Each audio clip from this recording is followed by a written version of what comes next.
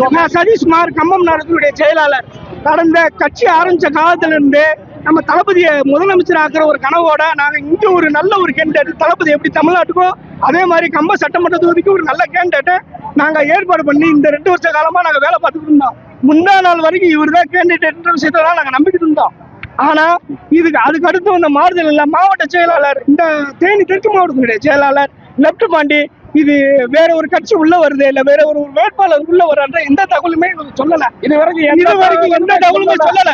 நாங்க இவரை மட்டும்தான் ப்ரமோட் பண்ணி இருக்கிற வேலைகள் செலவுகள் எல்லாத்தையுமே பார்த்துக்கிட்டு இருக்கோம். ஒரு நல்ல வேட்பாளர் வேணும் நாங்க எல்லாருமே பண்ணிக்கிட்டு இருந்தோம். இப்ப கழக நிர்வாகின்ற பேர்ல வேட்பாளராக அறிவிக்கப்பட்டிருக்காரு. இப்ப இவங்களுடைய பெரிய சலசலப்புக்கு காரணமே அது மட்டும்தான். ஜெகநாத் மிஸ்ரா என்பவர் வேற ஒரு கட்சி வச்சிருக்கிற பட்சத்துல எப்படி இந்த கட்சியோட கழக நிர்வாகி ஆனார்ன்றதான் எங்களுடைய கேள்வி. நீங்க எல்லாருமே கேட்டிருப்பீங்க, அதுதான் எங்களோட கேள்வி. நாங்க ஏற்கனவே காலையிலேயே தலைமையை கான்டாக்ட் பண்ணோம். அது கூட்டம் நடந்துக்கிறதுனால எங்களுக்கு சரியான பதில் சொல்லல. கூட்டத்தை முடிச்சுட்டு பேசிக்கிறேன்னு சொல்லியிருந்தாங்க. நாங்களுமே உங்ககிட்ட தகவல் சொல்லியிருந்தோம், நம்ம கூட்டத்தில் இருக்கிறாங்க, சாயங்காலம் நம்மளுக்கு தகவல் சொல்லுவாங்கன்ற மாதிரி நாங்கள் சொல்லியிருந்தோம்.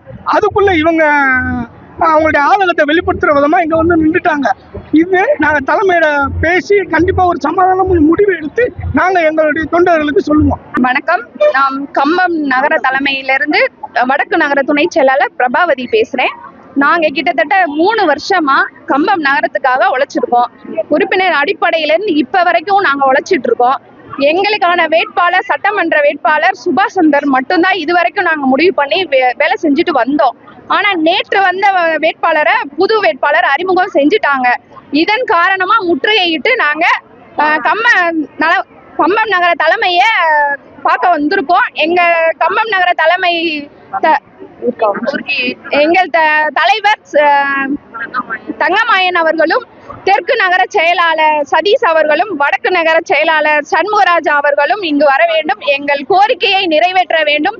மாவட்ட செயலாளர் லெப்ட் பாண்டி வன்மையாக கண்டிக்கிறோம். நாங்க இதுவரை சுபாஷ் சந்தருக்கு மட்டுமே அறிக்கப்பட்டிருந்த வேட்பாளர் பட்டியல் நேற்று வரை மாற்றப்பட்டுள்ளது. வன்மையாக கண்டித்து போராடி கொண்டிருக்கிறோம். எங்கள் கம்பம் நகர தலைமை இங்கு வர வேண்டும். அனைவரின் கோரிக்கையை நிறைவேற்ற வேண்டும். இப்பொழுதே வர வேண்டும். தலைமைக்கப்படும் சுபாஷ் சந்தர் வர வேண்டும். சுபாஷ் சந்தர் மட்டுமே வர வேண்டும்.